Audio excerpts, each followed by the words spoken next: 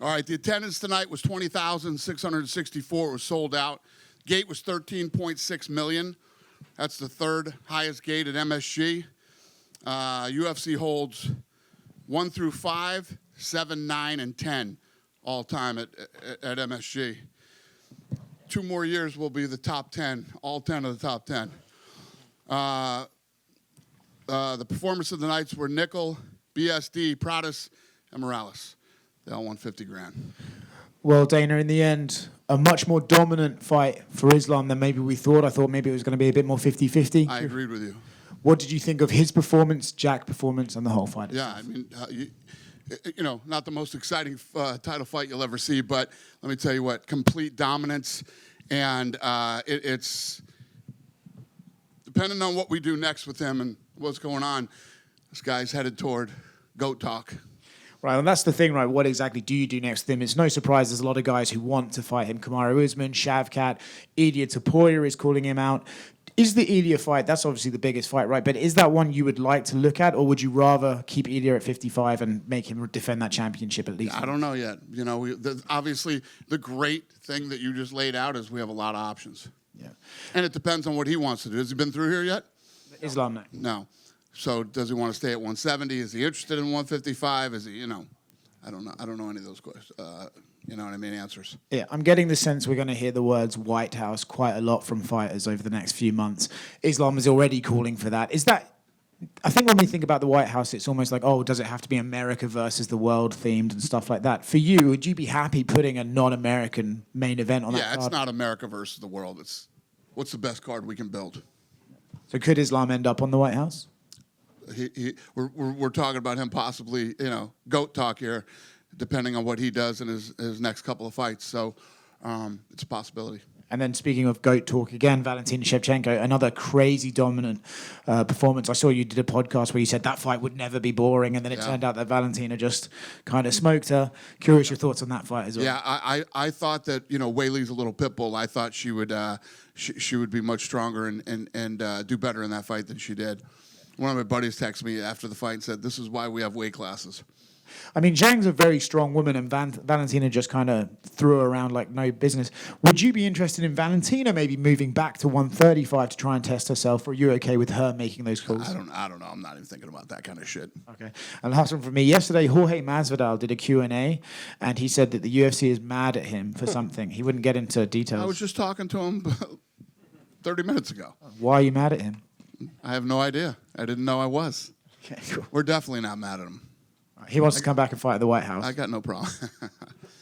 I have no problem with him. Right here. The rest of the main card, a couple of star-making performances in Mike Morales and Carlos Prates. I know you guys have always been high on Carlos, but to put away Leon like that and you know, calling himself the most entertaining fighter in the division, just what did you make of his kind of, you know, like I said, star-making performance out there? Yeah, I mean, listen, when you get these kind of opportunities, you know, like Ewing tonight, I mean, when you get an opportunity, you come to make the most of it. And there was a lot of that on the card tonight. Well, I was going to ask about Ewing, but I'll ask now. You know, he laid out his last 48 hours. He got the call, caught a plane at 11, got to New York at 7:30, stepped on the scale at 9 a.m., said he's always going to be ready and just wants the rocket now. So I guess those last 48 hours have to be one of the most wildest ones for you guys. Yeah, it's incredible. I mean, definitely for him. You know, when he came to the weigh-ins yesterday, I was like, hey, man, you know, much respect. What an incredible opportunity for you. And no matter what happens tomorrow night, I'm going to be sending you something in the mail. And, you know, I love these guys. It's like the guys that are just coming off the contender. I mean, you got Jack Della, who tonight was the champion, defending against a potential GOAT. And then you got the other guys that were on the card tonight, and then throwing a kid like Ewing, it's awesome. It's what makes this sport so fun. And then speaking of Michael Morales, not just his performance today, but kind of all week at the press conference, he kind of came off as a superstar. He got most of the questions. He's had the longest media day. There's a ton of Ecuadorian media here specifically for him. So you've got to see money with him moving forward. Listen, he's obviously incredible. He's 19-0. He's cool as hell, and he's got it all. You can check all the boxes with that kid. And then just last one from me, reaction to Bo Nickal's head kick knockout and then getting on the cage and giving the double birds to the New York crowd. Yeah. Oh, I didn't see that. Oh, yeah, I did see that. What was that about? I was in the back. What, were they booing him or something? He said he was, quote, standing up for myself. If you're going to give me grief, I'm going to give it back to you. No. I don't give a shit. I mean, that's yeah. I hear you. I just didn't know why he was flipping him off. I don't know if they were booing him or what was going on. He's had a rough week. Well, that's a hell of a way to end it. Dana, you were obviously here for Anderson Silva's incredible run in the UFC. Islam Makhachev ties his record for 16 consecutive wins. Like, such crazy things can happen in the sport. Eye pokes, disqualifications, stuff like that. How remarkable is what he's done, matching that record 12 years after Anderson's streak ended? Yeah, so I was like, Khabib came up to me, freaking out and screaming and says, "Can I put the belts on him, please?" I said, "Yeah." He goes over there and wraps him over the head with both the belts. I think he took more damage in getting his belts than he did during the fight. And I was saying to Khabib, I've been in the fight business since I was 20 years old, and all I ever hear is, this guy's going to be a world champion, this guy's going to do this guy's going to do that. Everybody says the same thing, and almost nobody ever does or makes it. His father said, Khabib will go in and dominate, and he'll have a run, and when he's done, and then Islam will come in behind him and do the same. And, holy shit, it played out exactly the way his father said, which is pretty amazing. I don't know what you asked me, but I hope I answered your question. No, it's just his winning streak matching Anderson Silva's record. But yeah. Yeah, I mean, everything that this kid's accomplished, and to move up and weight and say what you want about Jack and the odds, the odds makers had him a big. I didn't. I thought that fight was going to be much, much tougher for Islam. And Jack's a tough kid and gritty. And he beat Bilal, and Bilal's a nightmare for a lot of people. I thought it was going to be a lot closer than it was. So hats off to Islam for dominating. Yeah. How much of a say will he get in who he wants to fight out of all these guys? Pre-fight, he was saying, like, Kamaru Usman's the greatest welterweight, the biggest name. I think he wants that as, like, a legacy kind of fight. Maybe, like, John won with Stipe or something. It's a great problem to have. You know what I mean? It's like there's so many, like when he started, he was walking through Shavkat and Usman and, Ilya, and the list goes on and on. It's a great problem to have, especially when you start talking about this kid is a couple fights away from possible GOAT talk. And I know this is the fight game. Crazy stuff happens all the time, especially behind the scenes. But I was right there on press row when that crazy brawl broke out with Dillon Danis and the member of Khabib's team and stuff. Can you just tell us how disappointed you were to see that, and any insight into the fallout? I blame myself for that, actually. They came back and told me right before I walked out for the main card that Dillon Danis was here, and he was moving around, sitting in fighter seats and not sitting in his own seat that he had. He had a ticket. And they said, "Do you want us to throw him out of here?" And I said, "He has a ticket?" And I said, "Yeah." And, they told me, they said, Masvidal said he's going to fuck him up on sight. And I said, "Well, where's Masvidal sitting?" He said, "Well, he's 6 or 7 rows away from Masvidal." I said, "Well, if the guy has a ticket, let him sit in his seat and let him do what he's doing and keep an eye on him."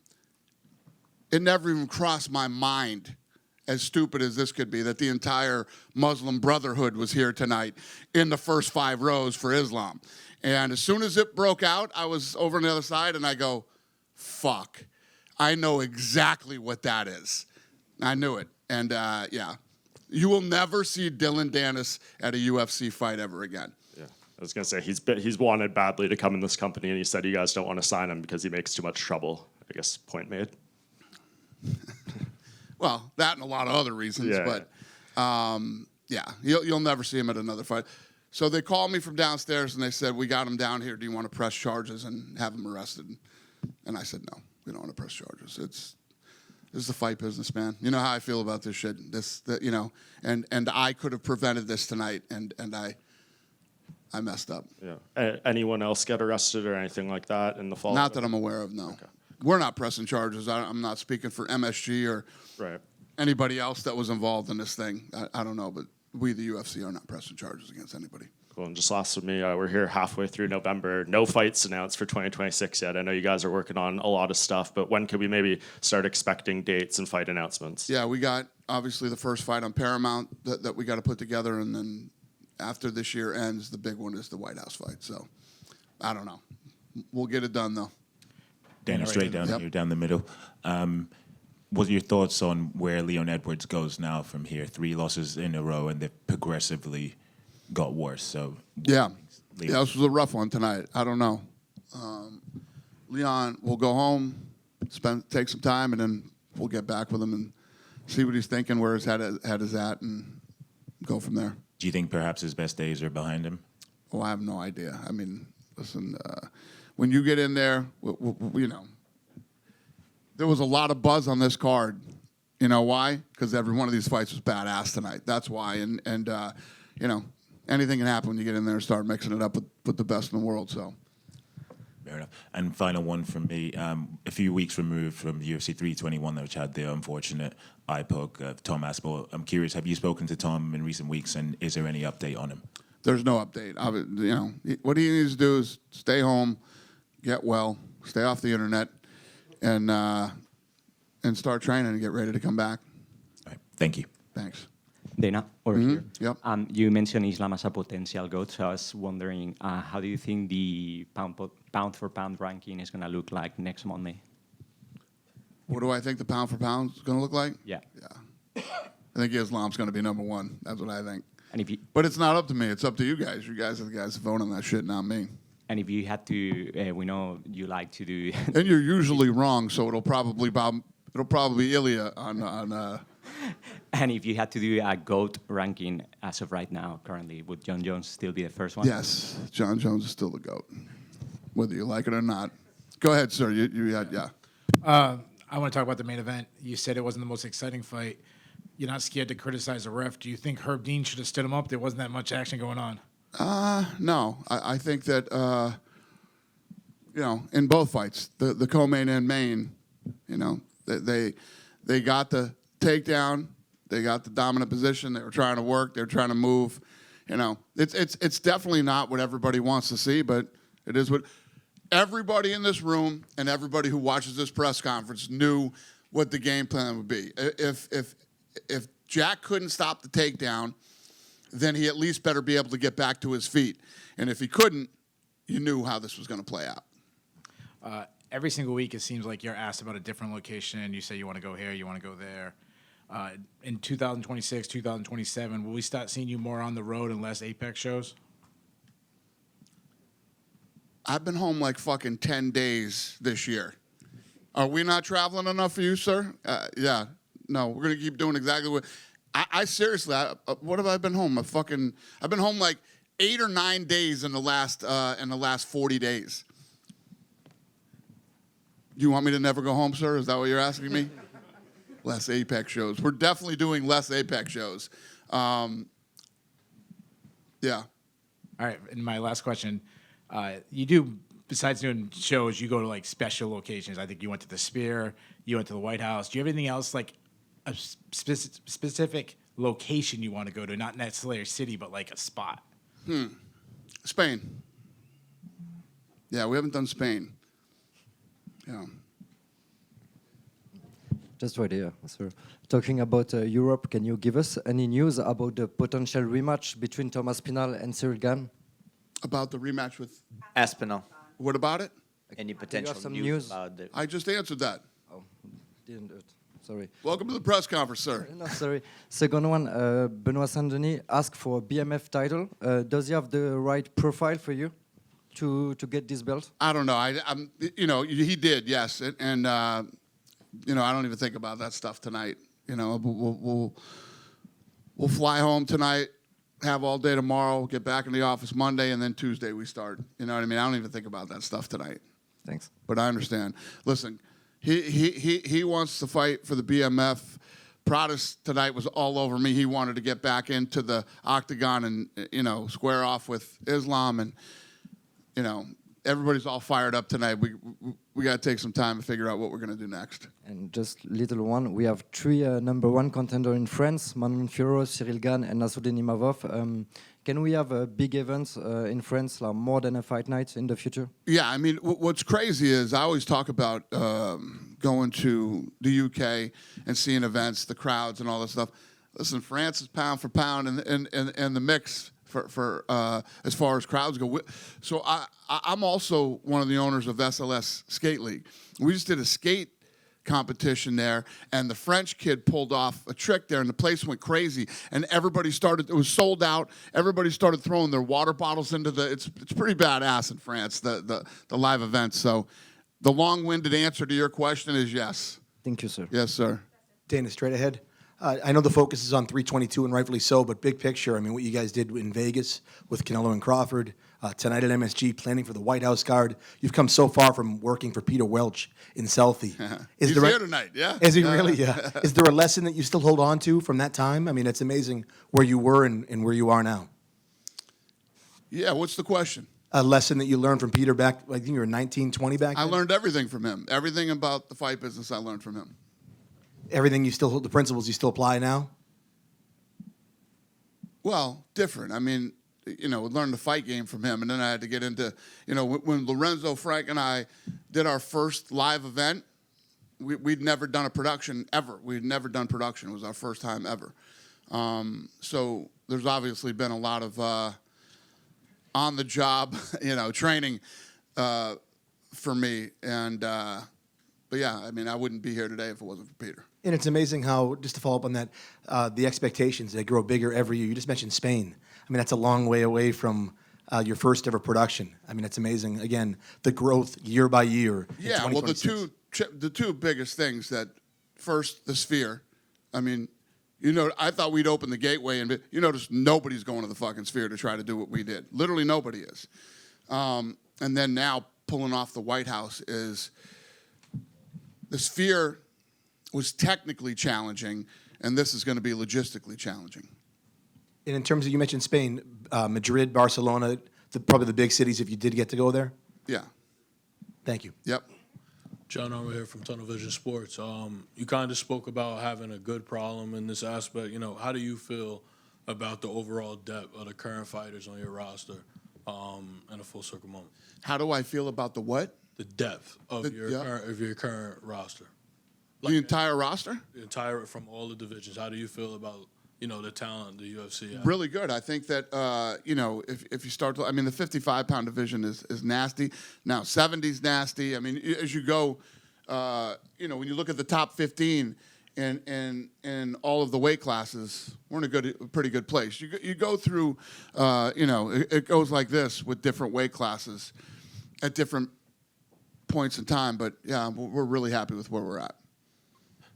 Dana, around here, I know you're a big boxing fan. Did you happen to catch the Conor Benn, Chris Eubank Jr. rematch tonight? I didn't see it, but I got the updates on it. But I didn't see it. And I heard this crowd was going crazy out there. The fight everybody was really into the fight. Yeah, and did you see the fight that's reportedly being worked on for December 19th in Miami? Did I see the fight being worked on December 19th in Miami? Yeah. No. Do you know which fight I'm talking about? No. Fair enough. Oh, Jesus. That's a fucking bad idea. That's a bad idea. But let me tell you what. A lot of people will watch that one. Will you watch it? Sure. You know what everybody's tuning in for on that one.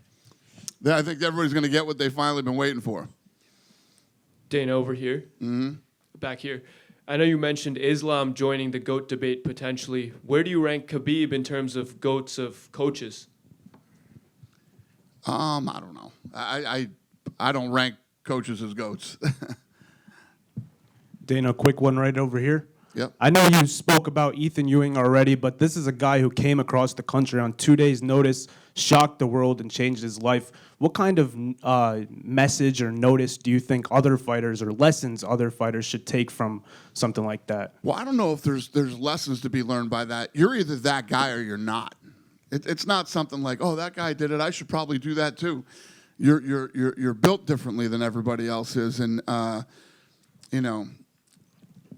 yeah, it's just, even Jon Jones. I mean, you guys know how I feel about Jon Jones. Jon Jones turned down a short notice fight against Chael Sonnen because his team told him to. That's one of the most fucking, it's just, I still get mad when I think about it, how fucking dumb that was. But, this kid's wired differently than a lot of people are. Thank you, sir. Yep. Dana, can you reflect on your relationship with ESPN and also look forward to the relationship with CBS Paramount Plus? Yeah, all the Paramount CBS people were here tonight, and these guys are so fired up about this relationship. It just fires us up even more. So we're excited about it, and I look at the path that we've taken to get here. We started on Spike TV. From there, we went to Fox. Then we went to ESPN, and now we have this Paramount deal. It's almost like it's been the perfect trajectory, and I say it all the time publicly. I had a little bit of a rocky start with ESPN in a couple of different departments, but we ended up having an incredible relationship with them, and I have a lot of respect for ESPN and all the people that work there, and I appreciate everything they did for this company over the last 7 years. Quick follow-up. How is Aspinall gone in the mix to be the first Paramount Plus CBS match? We haven't even talked or thought about anything, and yeah. When I tell you guys that February, we're literally not even thinking about the White House fight yet because I want to see how the rest of this year plays out. Hey Dana, what are your thoughts about Michael Morales' wins and what you should think is next for him? Thoughts on Michael Morales? What do you think should be next for him? Michael Morales. I don't know, sir. We won't think about that till Tuesday. Thank you. Thank you. Just one for me, going back to Jon Jones. I think he said yesterday he has nothing to apologize to you for. Did he ever apologize about the Chael Sonnen thing? Does he need to apologize? I don't know if he did. I don't think so. I think that he was in a position where he had coaches and a team, and they all wanted to have input into what he did, and he listened to them, and that's crazy. Anyway, yeah. No. I talked to Jon Jones last night, actually. Yeah. I got nothing to say about it. I don't know. I just talked to him last night. Good? Thanks, guys. Have a great night.